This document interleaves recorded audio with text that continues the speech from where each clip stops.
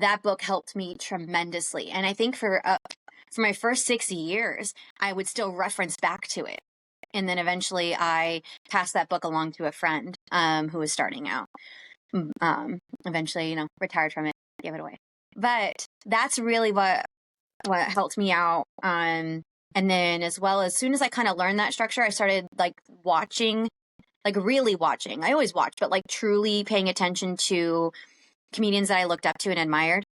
So Natasha Leggero, Ali Wong, Jessie May Peluso, Cameron Esposito. There's so many, amazing female comics that I looked up to. Joan Rivers is another one. And I started to really pay attention to how they were telling the jokes. It was like, oh, this really is, in a way, what the comedy Bible is telling me to do. And then now I've got to work it in my own voice. What do I hear in my head and how do I get that out? And so that's kind of how I started. And so I started with like writing out my jokes, like word for word. I used to do that. And sometimes that really helped me. And then sometimes I just have a couple basic bullet points. And at this point now, it is like so random. Sometimes I'm like, I think I have an idea. I'll just talk about it tonight in the middle of my set. And I usually don't go to mics much anymore. It's just kind of like kind of use smaller shows as my mics. And then now I bullet point in my phone. Every once in a while I'll go back to physically writing at this, but sometimes I just put it in my phone and then have the idea. I did that. I have that book. If I look around here, I still have that white covered red and yellow book. It's that book was falling apart. It's stuck together somewhere because the binding is broke, and like chapter 1 through 5 is over here and the book's over here. So I have that book. I fully understand what you're saying. Yes. My problem when I would write out my jokes is if I missed one word, I was fucked. You know what I mean? Like I was so screwed because I was like, oh wait. Okay. Hey guys, welcome back to Bubba's Comedy. And today we have Danielle Arce. Did I say that right? Arce. Arce. You say Arce. Yeah. Okay. Arce. And the reason I had Danielle on today was she's a stand-up comedian. We started together at Ace's Comedy Club. I think back 2012, 2013, I want to say. Yeah, that's the first time I met you. Yeah. And a lot of things have changed. So I just wanted to do a real quick update to say hello. And your comedy career really is kind of taken off. So I want to talk to you about it. Is that cool? It's nice that you say that. It doesn't feel that way. I think it's just kind of that imposter syndrome kind of thing. But yeah, I'm doing my best out here. Yeah. California, though, has one thing above everybody else. Here in Oklahoma, we have one comedy show a month. Oh my gosh. California, I'm trying to explain to the people out here that if you want to do an open mic, you can hit this corner, the next corner, 5 corners in a row if you want to. You can go up 6 times in a night. And shows, you could virtually go to a show nearly every single night, in most major areas of California. Right. Basically anywhere from Hemet to LA. I mean, if you want to hit a comedy stage up, they're everywhere. Yeah, San Diego, Sacramento, Central Valley, literally everywhere. and the secret to that is you just have to be seen. You just have to flood the zone with yourself. Yeah. Right? Yeah, just doing your best with it. How long have you been doing comedy? And what? It's been a little over 13 years. It's been a while. I started in 2011. Actually, I'm originally from Phoenix, Arizona, and I started out there for a while before I moved out to LA, and originally moved to LA in 2012. But I originally moved for acting, so I've been acting for a long time. I had just been doing stand-up on the side. And then eventually stand-up kind of took my heart, and I kind of went with it. What made you fall in love with it? What was it the instant? Well, I thought, like, I've always loved acting because I just love entertaining, and I love like just making people laugh and be happy. Like that's just always been my thing, and just entertaining in general. And I've always loved stand-up, and originally, like from a child, my goal was to be Sherry O'Terry. Like I wanted to be her. I just loved her so much. I thought she was just everything I wanted to be. Just silly, goofy, yet cute and personable. And just, I was like, oh, she is me, you know, when I was a kid. And so I went through all this theater training, improv training, TV, film acting, courses and things like that, worked with various coaches. And then I realized I wanted to learn how to write. And I always loved stand up. So I reached out to a friend who did stand up. And, you know, I was like, oh, I like the live elements. That's why I loved improv, because I loved the live element. I liked being silly and I liked being comedic. But I realized I was a little too, I wasn't happy enough for improv. So Yes. it was like, for me, stand up kind of just made more sense. And I just started to, and it took a while for me to realize that's all I wanted to do. It took maybe about a year and a half, 2 years of doing stand up, of like, oh, no, this is it. And then, yeah, then I just put the primary amount of my focus into stand up from there. What what would you say your favorite club is? Oh my gosh, that's really difficult. I haven't been there since it's been renovated. I'm going to be back there in December. But originally, I've always loved the Ice House in Pasadena. There's just something. There's something in the water there. It is like nearly impossible to bomb. It's amazing. I love that club. And I'd say my second favorite club is Punchline Sacramento.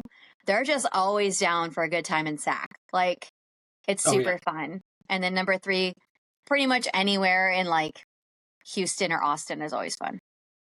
Okay. All right. Yeah.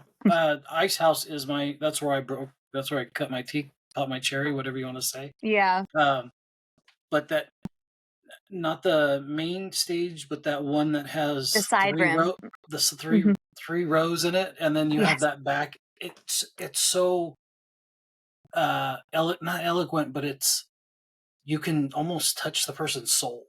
Yeah. You know what I mean? That close, It's intimate room. right. I like those rooms sometimes too. Yes. I love it. Yeah.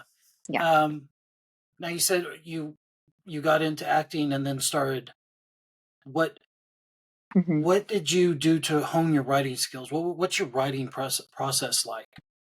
My writing process has evolved and changed so much dramatically. So when I first got going, and once I really honed in on like this is what I wanted to do, I started to reach out to people that I really admired. Be like, hey, can I just grab coffee with you and pick your brain? You know, I just I didn't want them, I didn't want to do like a how do I get on this and how do I do that? I didn't want any of that. I just literally wanted to learn how to do it and how to do it right in my own way with my own voice. So one person that I had reached out to was Melissa Villasenor. And she was, if you don't know who she was a cast member on SNL for quite a few years. She's amazing, incredible, known for her impression. She was on America's Got Talent as well. She's a friend of mine at this point. But when I reached out to her, because I had done a show with her at Flappers once, and I was like, I love her, and I was like, please just let me pick your brain for a minute. She invited me to her home. And so we had been friends, and she gave me a book that helped her and when she first started stand up, and she had started such a long time ago. It was The Comedy Bible by Judy Carter. And she kind of told me like just pick through it. Some of it's outdated, but most of it for the most part it's tried and true. You can't go wrong. So I studied that thing like Christians study the Bible. You know what I mean? I just really honed in on it, and I just thought to myself, okay, I've got to learn how to follow the rules before I can break them. Because in my first couple of years, I kind of did that whole, well, here's a bunch of spaghetti, let's see what sticks to the wall. I didn't know what I was doing. And so when it came down to the structure of jokes, because when it comes down to it, it's that the setup, premise, punchline. Or premise setup punchline. Sorry, my brain's all over the place. Okay. I'm a toddler mom, but but that's kind of what it came down to, and it gives you ideas on how to structure things, how to write your jokes, how to find the joke. So you have this funny idea. Everyone's like, "Oh, I have these funny ideas," but how do you find the punchline? Because that's what's important. How not only the punchline, but how do you tag it up to get to the punchline? That book helped me tremendously. And I think for my first 6 years, I would still reference back to it. And then eventually I passed that book along to a friend who was starting out. Eventually, retired from it, gave it away. But that's really what helped me out. And then as soon as I kind of learned that structure, I started like watching, like really watching. I always watched, but like truly paying attention to comedians that I looked up to and admired. So Natasha Leggero, Ali Wong, Jessie May Peluso, Cameron Esposito. There's so many, amazing female comics that I looked up to. Joan Rivers is another one. And I started to really pay attention to how they were telling the jokes. It was like, oh, this really is, in a way, what the comedy Bible is telling me to do. And then now I've got to work it in my own voice. What do I hear in my head and how do I get that out? And so that's kind of how I started. And so I started with like writing out my jokes, like word for word. I used to do that. And sometimes that really helped me. And then sometimes I just have a couple basic bullet points. And at this point now, it is like so random. Sometimes I'm like, I think I have an idea. I'll just talk about it tonight in the middle of my set. And I usually I don't go to mics much anymore. It's just kind of like kind of use smaller shows as my mics. And then now I bullet point in my phone. Every once in a while I'll go back to physically writing but sometimes I just put it in my phone and then have the idea. I did that. I have that book. If I look around here, I still have that white covered red Yep. and yellow book. It's I that book was falling apart. It's stuck together somewhere because the binding is broke, and like chapter 1 through 5 is over Yeah. here and the book's over here. So I have that book. I fully understand what you're saying. Yes. My my problem when I would write out my jokes is if I missed one word, I was fucked. You know what I mean? Like I was so screwed because I was like, oh wait, that automobile that they're sitting in goes to that joke that they need to know. Like then I was so screwed. I was like, oh, I can't do this. I can't because those Sunday nights at Aces, they were horrible. Yeah. If you could make 5 people laugh, you can make 500 laugh. And Aces is where I really cut my teeth. Like you can't do that like that. Right. So I started watching I watched TV shows really. Yeah. And it was the art of pausing. Like if you Mhm. watch older TV shows and where they did it in front of a live studio audience, they weren't running over their own joke. They'd have to pause for the audience to laugh. Yeah. To get out so that joke could breathe. Yes. And they lived in that, and that's where really the art of the comedy comes from. Absolutely. I watch comedians and they're like, they run through the joke to get through their second and their third because they only have 4 minutes. And I'm like, dude, that's really funny material, but it's better to be strong and not worry about getting to that end point just yet. If the audience is having a that let them sit in it for a minute. And you can end it where you end it and leave them wanting more. It's not a big deal. yeah, but it just these younger you comedians don't realize that in the beginning. that pause means a lot. That Yes. silence. Sometimes as comedians, we're afraid of silence. We're intimidated by it. Yes. Somebody that is, brilliant when it comes to that is Tig Notaro. Okay. Tig will sit in that silence. Sometimes what feels like 2 other comics can be uncomfortably long, but the audience like always has such a great time with her. And whenever somebody's telling me they're afraid of pausing, I'm like, watch Tig, because Tig's killing it, like specials on specials. And, it's just that sitting in that pause and just, she's like the queen of that. So I feel like it's just, it's so hard to remember that even 13 years in for myself, but it's so vital and important to remember. It is. That's, nobody has to listen to me. You can keep doing it your way, but if you live in that pause, it's heaven. It really, it's like, oh, you hear that? Like, yeah, that's why I do this. Yeah. Now, do you do more? I saw your bit where you were talking about you had a dog in your audience the other day. Somebody brought so the clip you're referencing, someone brought their emotional support dog to the show, and it was really cute, and it was something that I couldn't ignore because I knew it's like the elephant in the room, and I'm hosting for the night. You know, I'm just trying. It's. I had to bring it up. It was so funny. Do you prefer crowd work or set jokes? I prefer set jokes. I'm actually Okay. I'm not a crowd work comic. And not to say that crowd work is bad. Crowd work is incredible, especially when it's well done. I actually respect it so much. My husband is, I mean, and I'm not saying this because he's my husband. Okay, I've been saying this since before he and I were together. Is Now tell your incredibly, yeah, he's incredibly seamless with crowd work and weaving it into his set jokes and stuff like that. And that's something I feel like I wish I was better at, actually. But I actually have pretty strong social anxiety. And so when I'm on stage and I'm doing my set jokes and I can sit in the moment and I can still be aware of the crowd and I can riff here and there. But when it comes to like talking to somebody, I have a hard time making eye contact. Like I'm like that even in person. Like and that's what it feels like to me. And I get nervous. I get, that like neurodivergent part of me because I have ADHD, like starts like, I don't know. And then my husband, he's just so good at it. So every once in a while, we're like in the instance that someone brought the dog, like I'm like, okay, I know I can do something fun with this. But yeah, I wish I was better at crowd work. I could tell you were like, oh, the training wheels are still on. Let's not go too far off this Yeah. cliff. Now tell Yeah. the listeners, tell everybody who your husband is. Nick, right? Nick Larson. He's a comedian as well. Been doing comedy the same amount of time. Yeah. And when I knew you before, you didn't have a child. No. And No. you didn't even have a husband. Yeah. But I see you take your son up on stage with you, or you were when I he was an did. infant. When he Yeah, was I did because I had to. So if you ever see clips or pictures of me holding my child, it is literally because I had to.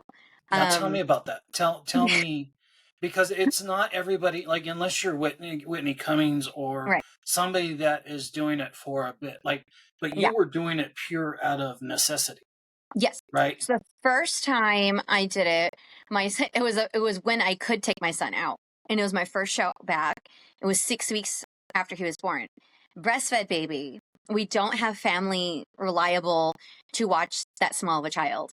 My parents live out of state, and then the family. Oh, sorry, the family that we do have here isn't hasn't taken care of a newborn in quite a long time. And then I was nervous because I was breastfeeding. So I was like, okay, my husband and I were both booked on the show. We're both getting paid a substantial amount. I was like, we need this, and I personally needed it. And he needs to be with me. So I brought him on stage with me. I held him. He fell asleep in my arms. He was a newborn. And I did, my whole set that way. And then there have been other times where my husband was working in San Francisco and I had to work in Campbell or something like that. It's two cities that are just so far apart. And I can't turn down the gig because it's money. He can't turn down the gig because it's money. We got kids to take care of. He has two other kids, so I have two step kids. So it's three kids we have to take care of. So we have to work. And so it's like, well, who's going to bring the baby? It's the one with his food, like. It's the to-go container. Like, I don't know, like, how do you say that nicely? Like, there was I have the clip. It didn't actually get a lot of hits, which is understandable because it didn't get huge laughs. Because I think people were more like, "Is this for real?" But there was a moment where I had my baby backstage, and the host was about to go on stage after the comic to bring me up. I was featuring, and I had just fed him a bottle, and so we're like, "All right." So I'm backstage with him, and he starts crying, and he's like looking for the nipple, and I'm like, "Okay, you literally have 1 minute, guy. Like, just fed you." He got the light. So I had him in my carrier, and I was feeding him. And then the host was like, all right, give it up for Danielle Arce. And I was like, I had no time. So I got on the stage. I mean, no one can see because I was wearing a breastfeeding shirt and he's covering, but I was literally breastfeeding as I walked on the stage. And I had turned around and I was like, I'm so sorry, guys. I'm breastfeeding right now. And then I got him to pop off and I, turned back around and I was just like, yep, that's what I had to do. So because not a lot of females, a lot of females, once they have a child, they think that their life is over. Not I don't mean to say it like that, but they think that their life has limited. Right. Be Am I saying that correct? As a mom, am Well, I I think that that's not for you, not no, for no, you. I think that's true to a certain degree. I feel that for some folks, when they have a kid, all of a sudden, their entirety of their priorities and their fulfillment and where they feel like they need to put their focus in changes. And yes, like for me, like I've always like a lot of people are like, "Oh, my kids are my entire world." And to me, I understand that sentiment. And for me, it's like my son is the biggest part of my world, you know. So I still have all of this stuff that is a part of me. And of course, the biggest part of me is my child, but there's still all of this. And if I don't have all of this, then I can't take care of this, you know? So for me personally, it's kind of like how some moms are like, I am 100% okay being a stay at home mom and nothing else. And I have friends that are those moms and they're wonderful. And then there are those moms that are like, I need my purpose. I need to go back to work, you know? And I'm like in the middle where I love doing stand up, but I also really love staying at home with my son. So it's a nice thing that I can be at home all day long with him. And it's nice that I can still work and stand up. So that I can still kind of balance both. And I give you all props. Thank I'm you. just saying that when women that we've all met comedians that Yeah. are women that they find out that they're pregnant and then they just step away. They're Yeah. like, Yeah. I've "Oh, known a this couple is folks like too." that and they were so talented. Yeah. So that's all I was saying. That hats off to you. That I Oh, give you thank all you. props that you continued and you were like, you know what? No, this is my path and I'm plunging Yeah. forward. Like, and Yeah. so all props to you. That's all. I'm not a That's mom. all. I'm not a good mom unless I'm happy. I'm not happy unless I'm, you know, doing what my heart wants me to do. And I fully Yeah. understand that. And I Yeah. really Thank you. did. And I know that this was your first child, first biologic. You said you Yes. had stepchildren. I'm not taking Hmm. anything away. Yeah. Did did that help with the postpartum depression, being able to be there So with, I because was, that's a that's real. Now I've had a lot of friends who have really bad postpartum, and I was nervous because I do not only have anxiety, but I do have some low grade depression as well. If I don't keep things in check, it's not good. So I was told because of that, I need to watch out for postpartum depression, and I actually didn't really experience um, postpartum depression, which I'm very, very grateful for. I definitely experienced the flux of emotions from the hormone changes and things like that, but it was very short lived. So I think for me, my mental health is better in check when I am doing what I love to do. So for me, yeah, taking care of the kids and taking care of my family and being like, I don't have time to be depressed, you know. right. But then it comes down to, am I still exercising? Because that's important for my mental health. Am I still eating well? Because that's important for my mental health. And am I still working in stand up?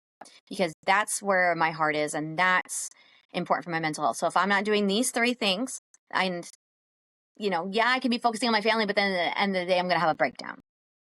So the postpartum, when it comes to that, I didn't really experience the depression as much, but I feel like I also kind of kept up with those things that keep me in check. If Not to say that and I have friends that do all of that as well, and they still experience postpartum for quite a long time. So everybody is so different. Do you have advice? I mean, besides those three things that you've done, would you tell? So, what piece of advice would you tell a mom that's starting out? If they want to Um, say they want to keep being in stand up, or they want to stay in improv, or you're mhm, somebody that's done it, what is yeah. the advice that you would offer up to them? Make at least one, if not, if you can, one or two really good mom friends in your community. So for me, I have a really tough time making friends because I'm very nervous. I have a lot of anxiety. It's tough for me to get close to people. And, there's a couple of like for where I live in my little town, there's a couple of groups on Facebook for moms. And so I just reached out at the time where I was like, all right, it's time. I was like, I have an 8-month-old son. If anybody wants to together and go for a walk or something like that, let me know. There were a lot of like groups that go together, and that made me too nervous to go in a large group. So eventually, like, I kind of made my two really good friends through just like one-on-one hangouts. And then it was like, oh, these two people are my like, we text each other, we vent, um, relate things like that to each other. And I feel like that support system is super, super helpful. But also, I feel like confiding in your partner too. Like like my husband and I, we are a team, and we make sure that we understand that we are a team. So I feel like don't be afraid to ask for help, where you can grab it, and don't be, and because if you know that you would offer help, then it's okay to ask for it too. Right, right. It's kind of like take a penny, leave a penny. Yeah. Hmm. I what do you do when I get when I'm in like a crowd? Hmm. Let's just say Walmart. Sure. I'm one that can hear everything, everybody's conversation because my past career of doing security, that was my job was to observe and report. Mm, And then after getting shot, it just heightened my ability for all of that. right. That makes So sense. so I can't unless I'm on stage, Hmm. I don't sit in one room. I don't go into like a comedy club. Okay. I don't find I can't find peace if there's so much going on. I So get it. like Black Friday or the Thanksgiving, I get like irritated quickly. And I Hmm. have a safe word and it's yellow. I just Yeah. look at my wife and I just say yellow and she gets me out. She Yeah. changes the direction. It's amazing what she That's does. great. And that's why you have to have support. So Yes. that's why I was trying to say my long-winded. No, That's that's why you wonderful. needed Yes. Because so I'm very similar. Very similar. Just to relate to your story, you know, we had friends over for a barbecue. People I'm familiar with. It's my husband's set of friends. And I adore them. I think they're wonderful. I have absolutely no problems with them whatsoever. I think they're all really great people. And we had been together for quite a few hours, and I was becoming overstimulated, even though it was a small group, like literally, 6 or 7 people. But I had a moment where I was like, okay, I need to go inside. I need to be by myself. I need to sit down, you know. And what's hard about that, I'm sure you understand, is worrying about what they perceive. Like, do that's they what I was, perceive you as the kind of person that thinks, oh, I'm high and mighty, or I'm this, or judgmental? And it's like, unfortunately, that's how we can come across when it comes to, especially going to like mics and shows, and we don't want to sit in the room. It can be perceived as like, oh, do they think they're too good for this or whatever? And in reality, I'm like, no, I'm like a wild animal. I'm way more afraid of you than you are of me. Like, it's not like that. Like, I'm actually overstimulated and I need to just sit back. So right. I get it. I Yeah. totally yeah. I when I went up here to the only comedy club in Oklahoma City, Yeah. um, and I was kind of like trying to meet new people, Yeah. which I don't do real well. Like Yep. I think okay, yeah, the big part about comedy is networking. Yeah. That is the crux of it all. Network. If Yeah. you know such and such, they have a show. And that's Yeah, that's where I struggle. And that's why sometimes when people are like, oh, you're 13 years in, why haven't I seen you on TV? Why? And I truly believe it's because I have an extremely difficult time with connecting with people, with networking, with making true connections with people. I get really afraid. And it's exactly what you're saying. It's that getting, overwhelmed. But I also have a really strange fear of being perceived as like trying to claw, like, I don't know how to explain it, like being too needy, or mm, you know being, I don't know, because there's so many people like that, like that are actually like that are like, hey, like bugging people, how do you get on that show, how did you get this, how do you do this, how do you get that, help me out, do you do this? And sometimes I'm like, dude, those people are brave, like. what's it? Closed mouths don't get fed, but Yeah. you bug the shit out of somebody when Yeah. they're running a show. It's like, 'cause I ran plenty of shows and Yeah. I can't do it anymore because it takes Yeah. so much brain power that I don't have anymore. But My it husband just, runs the social media for a comedy club. And I don't want to say which one because I don't want him, to get too much attention from that. But, he gets the messages daily. And we know the comics that are constantly DMing and constantly harassing. And I will say harassment because sometimes it gets to that point. And so for me, sometimes, even though I'll be like, hey, I'll reach out for a booking. And let's say it gets turned down, or it's like, just reach out back to us in a couple of months. In my head, I'm like, okay, I need to reach out in like 6 months. Like, or yeah, even in 6 months, I'm like, should I still reach out? They're gonna be like, no, you're not ready. Like, it's in our it's a heads. tick. It's a tick Hmm. that it's like an itch that you can't ever scratch. And you don't know if you want to because you Yeah, really don't know what's underneath that scab. Like, yeah, yeah, ooh. Like, I fully agree with you. Like, I don't know yeah, how you keep bugging the shit out of, say, Rocky. Like, right. there was just amounts, and you could see it on his face all the time. Like, Yes. God, would you stop fucking begging me? Like, Yeah, for you me, I was knew. like, I remember like I think I remember like the first time I ever messaged Rocky about aces. And I was like, hey, I'm a comic, this and that. And I was like, if you ever need a host or something. And he was like, okay, I'll get back to you. And I was like, okay.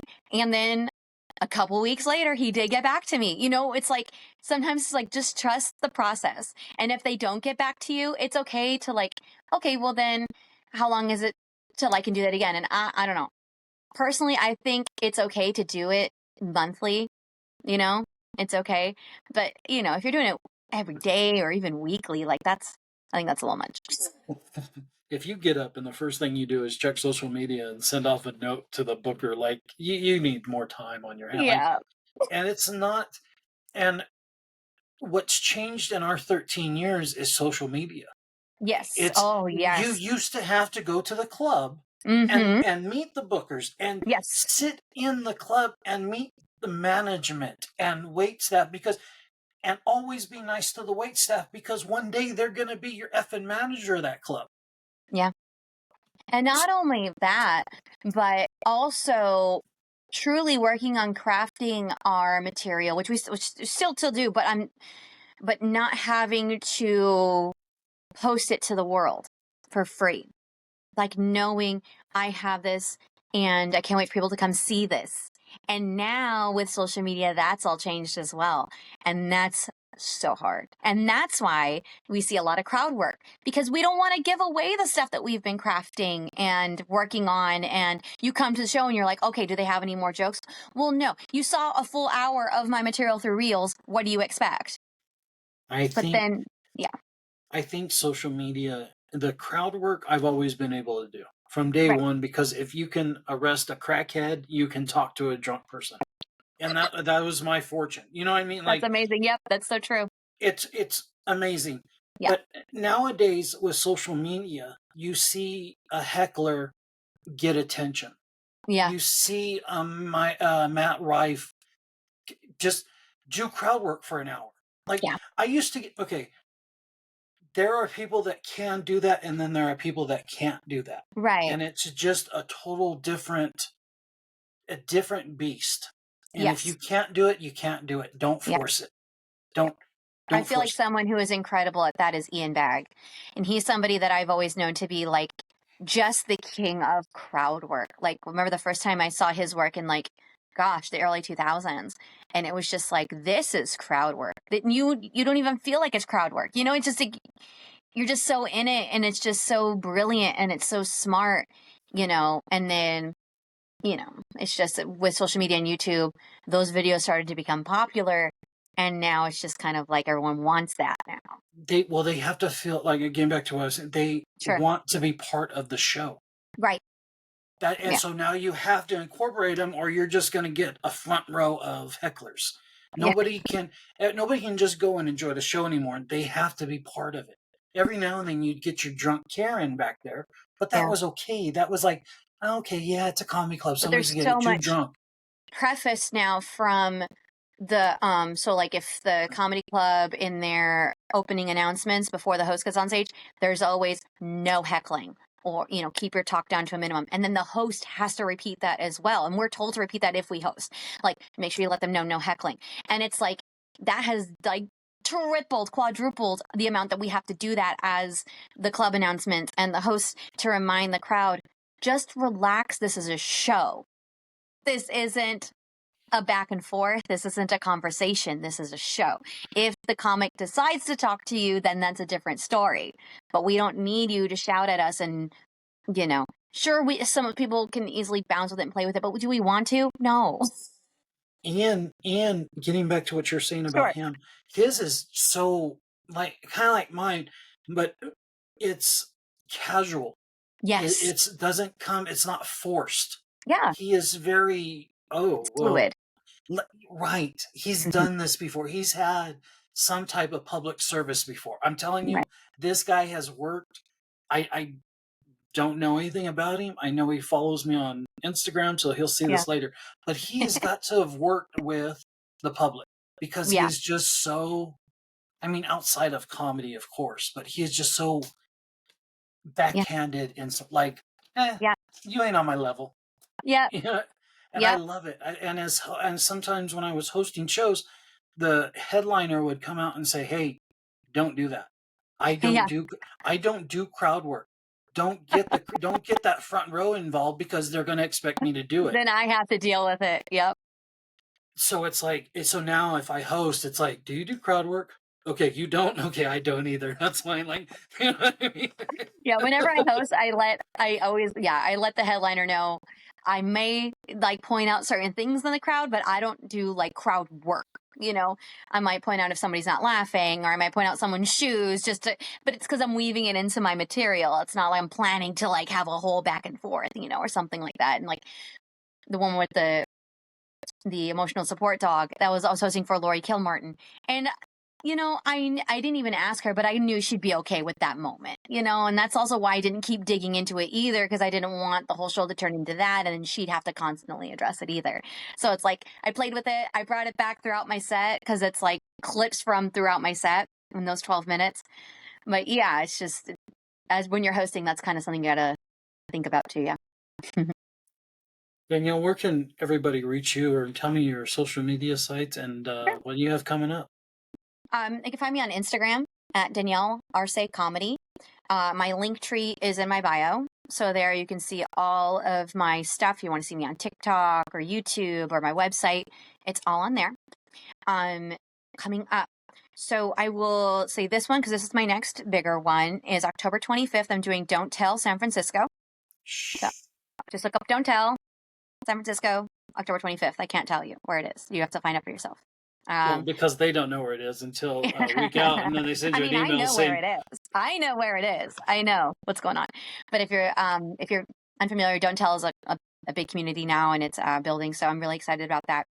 Um, more more so.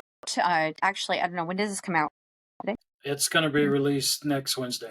Next Wednesday. Okay. Let me just take a look at my calendar here. Give me just like 2 seconds here, because I Well, have it all. Like, it's not all in my head. Okay, here we go. So yeah, October 25th. I really want to point that one out. I do have a lot of little shows in between. If you're in the Hanford area, I am featuring, my husband is headlining at Hop Forged Brewing Company on October 22nd. Um, I am co-headlining with my husband on November 15th at Barrel Proof Lounge in Santa Rosa. And then the last one I really want to promote is December 15th, co-headlining with my husband at the Punchline Sacramento. So all of sweet. those shows are like the bigger ones coming up that I'd like to promote. Okay. Well, Yeah. thank you for being on today. I Thank you so appreciate much, you. Stephen. I appreciate it. All right. Have a good day. All right, you too. Bye bye.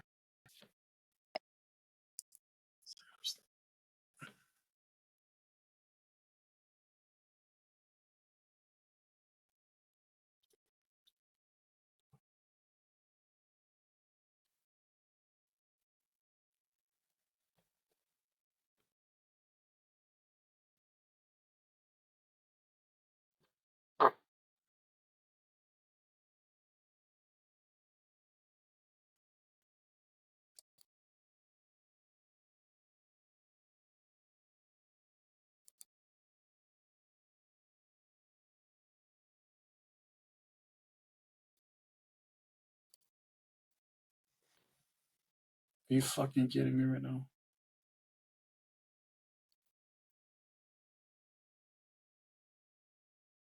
Stop.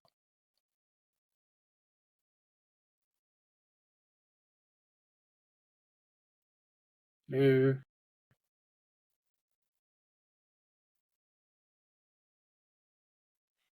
It's stopping, but it's 37 minutes in.